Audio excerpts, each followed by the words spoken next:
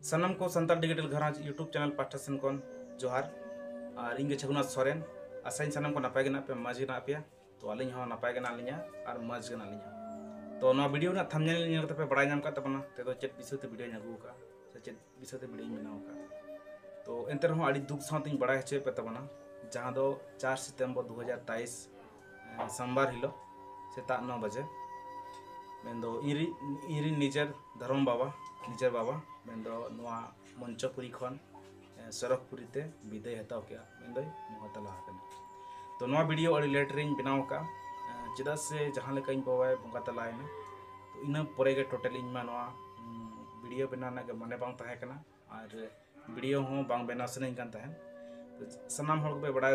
का के तबना जहां लेका दुख विपद हजुआ इना परे चेत हो उनकान कामी जिनिस के बांग कामी सना और उनका के इन साथे हो हुईना और इन पर टोटल वीडियो के बना लिया और तेहन उतर नुआ बड़ा हेजे पे तबना तो नुआ वीडियो मुचाद पे नेल तन पे जे इन बाबा चिकाते बोका तलायना और चेत को अभाव इदी कतन बाले राम बेस दड़ा तो वीडियो मुचाद पे नेल तन पे सना पे बड़ा दड़ा तो जहां लेका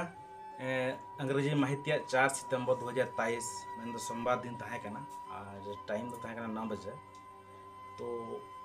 इन हिलो दो अलिन दो बालिन ताहे कना ओड़ा दो और लहा हिलो गिलिन चला लेनता नहियर ओडे किछि कामी इदी कतन को होवा लिन ताहे तो इन हिलो लिन बासालिन ताहे कना और दोसर हिलो मेन 4 तारीख सेता ले हिजो मेनते ओड़ा तो सोक्तो दा जाड़ी किया सोक्तो दा किया इनखान बालिन हेज दड़ायना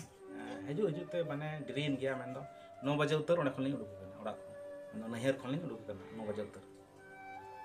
इनखान और नोडे दो ओड़ा रे दो इन बाबा इन आयो और इन खन उडिनी मिश्रा ताहे कना और उनकिन हो इने तकिनो सेतारे कामी किन चलाव ना मेन दो बद किन चलाव आलिया गे और पूरा निसन ताहे कना सुनसान ताहे कना आलिया नो सरन बाखुल कोय होले ताहे कना ओड़ा रे और इन बाबा दो लाहा खन गे आजार रे ताहे कना आजार रोग तगे थकाव लेन ताहे ने जहां दो आजार मेन आजार तो हुई कना सुगर और प्रेशर और साउते ताहे कना जा हॉर्मोन ना रोग जहां दो मिड साइड हॉर्मोन दो सकतो जलक तन कना ताहेन तुकुन रे ताहेन तो ओना इदी कते हो आले मेंदो गोटा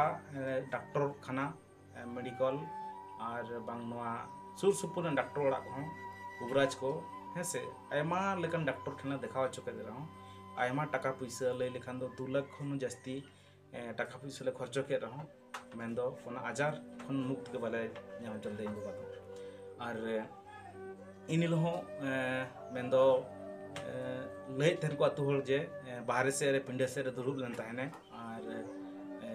इन तो उनको सला गलमरा ता तो हर सला गे और इन बाबा दो नंकन हड़कन ताहेने माने इनि आजार ताहे कर रहो बिनि मेंदो हरमो रे बेथा ताहे कर रहो से इनि रुआ आजार नामे रहो मेंदो रुआगी लेका से आजारी लेका दो बाय नेलो ताहेन मेंदो नोकन सिंपल हर लेका के नेलो ताहेन भितरी दो तिनी आघात मना तया मेनखान हर दो बाको बाडाया तिनी नि दो बीमार रे मेनाया से तिनी आजार रे मेनाया और मेनखान चेतान दो हरमो दो ठीक गे नेलो ताहेन तो एंते रहो गलमरा बड़ा किया आले नोआ ओड़ा खन हाना पस्टा ओड़ा रे ना पिंडे रे दुलुब कते आदो ले किया जे बांगा आले ओड़ा रे को बच्चू पा इया नितुम ले किया उनकिन हो नहर की चलाव कना पीर चकिन हजुआ और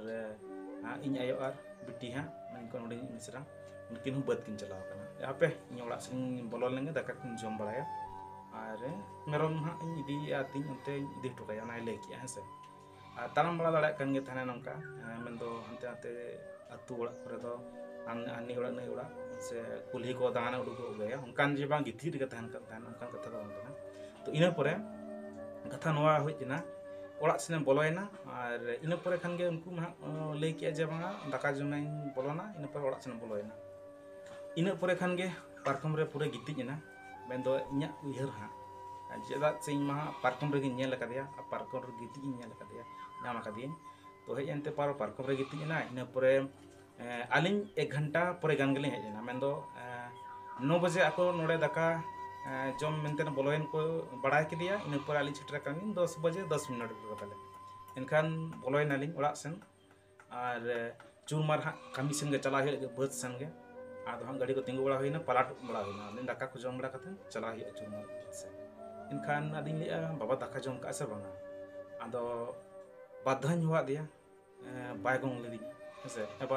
ᱫᱟᱠᱟᱢ ᱡᱚᱢ ᱟᱠᱟᱫ ᱥᱮ ᱵᱟᱝ ᱢᱟᱫᱟᱧ ᱦᱚᱦᱚ ᱟᱫᱮᱭᱟ ᱵᱟᱭ ᱜᱚᱝ ᱞᱤᱫᱤᱧᱟ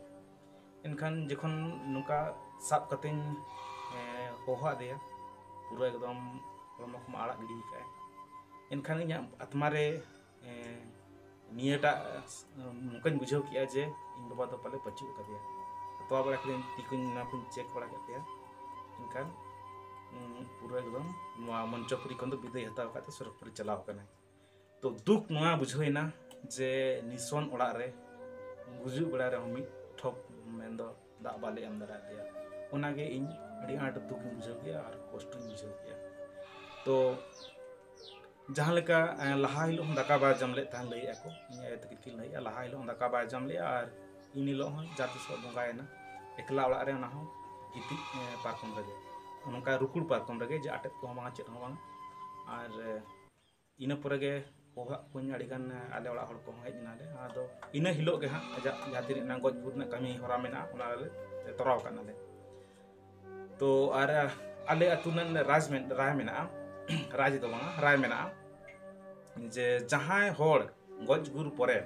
21 दिन को भाड़ा नेया उनी दो अतु होड़ पास्टा सेन कोन सोहत न्यामा ना सपोर्ट न्यामा सोहत दो नवा कना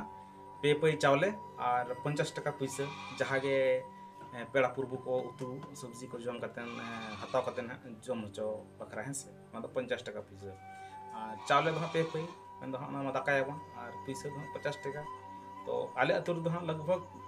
30 कौन 35 घर के मेना हाँ 35 के मेना 34 35 हाँ जस्ती दो बच्चों नहीं उड़ा दो आदो ओनागे और नेता माबो सावता रे मा जहां लेका कमी भाड़ान कमी बपला कमी हाड़ी मा निहत दरकार कन गया तो ओना खातिर ते हाड़ी किछिक और चावले किछिक माने 50-50 गे तो और नोआ कमी हो तोराव इदी हुई कना चेदा से नोआ कमी जदी बाकी तहेना तायम बिदर ते निजर खर्चा ते हो आड़ी मुश्किल तो इन बाबा में बंगा तलायन गया और ओनारे तिनी टका पैसा ले खर्चो लिया इनी गन डॉक्टर ओड़ा ले दाना लिया तो ओनागे ली सदरे तबना जहां लेका उड़ीसा से मेना केंझर चलाव हिलना ने परे चलाव हिलेना नते बेदनोटी चलाव हिलेना और अब नोआ बरीपदा मा आड़ी धावन चलाव कना और जहां तीन के ओंडे सरकारी अस्पताल मेना और प्राइवेट को यू माने गोटा के देखा हुई कना इना परे नोआ बेंगल सेन हुई झाड़ग्राम हुई मेदिनीपुर हुई और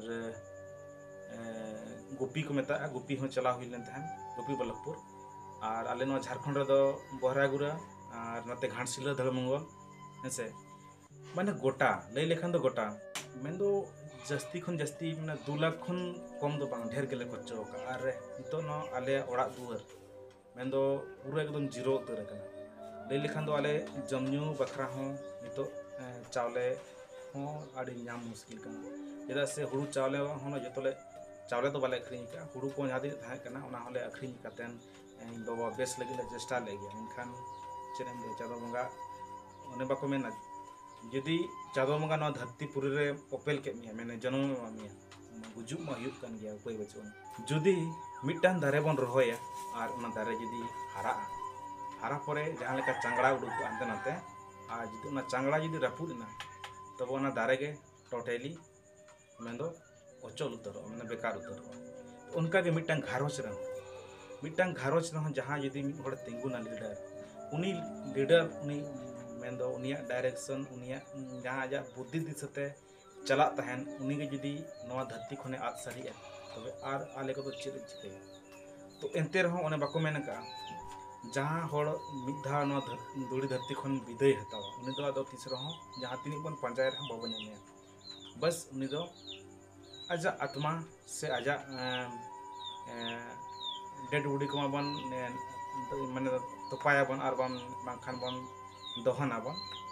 तो आजा जहां मिटांग आत्मा भीतर तहेना मानमी जहां लगे मन बंचा बन तहेना ओना उयहर से ओना दो आदो तीसरा बाबन तो एंते रहो नितो निजेते मिटांग बुनियाद से केटेज लेकान नवा बखुर नहीं केटेज होड़ लेका तिंगु हुई चेदा से नितो मा चाप मा सनाम मैंने ओने टाटा बाजार टोपार सदम पेñal लगा ओना खान जहां को नवा फिल्म पेñal लगा ठन बड़ा नाम का गया तो जहां लगा निजे के नितो मुरे मुखर लगाव कते नवा संसार दो मांग सेन ठेलाव इदी से गोहड़ इदी उनका गे तो ओनागिन ले तहन तबन जहाँ को जुदी शहर ना मेना तबना शहर दो नवा बखरा जेमन हाले ना 21 दिन भीतर रे भाड़ान ले दिन का नो यहाँ हजुक कान 28 29 तारीख है से 28 सितंबर 29 सितंबर मैं तो गुरुवार शुक्रवार पड़ा का इन हिलो गे हाँ आले भाड़ान ले दिन का और जहाँ को जुदी शहर ना मेना तबना सपोर्ट ना मेना तबना तो लाथार नो नेलो कान फोन पे और गूगल पे है से फोन पे और गूगल पे नंबर मेना और अकाउंट नंबर हूँ एम तबना अकाउंट नंबर आपे जस्ती तो बांगा 10-20 टका 20 टका 50 टका आपे मने रे जहाँ तक सहद ना इच्छा मेना तबना आपे पे सौ दरे तबना सपोर्ट दरे पे तो इनी जोर जबरदस्ती तो बांगा बोया को बात ती नेवर कना जे आपे इनी जोर जबरदस्ती तो बांगा जहाँ मने आत्मा रे मेना दया दुलर है से तो आपे पे सौ दरे तबना 10 टका 20 टका 50 टका तो आपे 10-20 टका 50 टका ते मेसा सना कतेन जदि इन्या हो दाल और आलू हुयु किरिंग कतेन जहाँ तीन पेड़ा को हजुआ से आपे पे हजुआ तो इन इने कुगे मेंदो हाटिंग बड़ा कतेन सनाम को व्यवहार को है से तो ओना कथा गे और सहद दो नी लगती ना तो बांग कना इन दो निया बेवरा ना दुख बेवरा जहाँ तहे कना इन बाबा निजे धर्म बाबा मेंदो बगिया दिन धर्म बाबा तो ओना गाड़ी दुख बुझाइना और सनाम को नीन बड़ा चे पे तबना दुख साउते हैं से और अब नवा संताल डिजिटल घरांच जहाँ यूट्यूब चैनल बन दूसरा बन छटियर रुआ का तो नवा रहो कमी बै बैते लाहासिन जंगाई दियो दो लहाई दियो तो असल इन नवा चैनल रे नौकान मेंदो नौकान वीडियो अगुया जहाँ दो आपे सनाम रस्क हचो साथे मेतांग चेक को लिया बुद्धि ज्ञान हटिंग पे मनते हैं से तो नौका हुईन तबना परिस्थिति आ चेक लिया ने किछि दिन पर खान नवा जस्टा 10 तारीख सेन खन के एहब हुआ मनते तो ठीक है नितो आर लेटो आनका लेटो आ नवा जिनिस को बांग चाबा लेन खान मा इमा हां वीडियो लाहा सेन मा बइन सेन दाड़ा का तो नौका के अपडेट पे नाम इदी दबना है से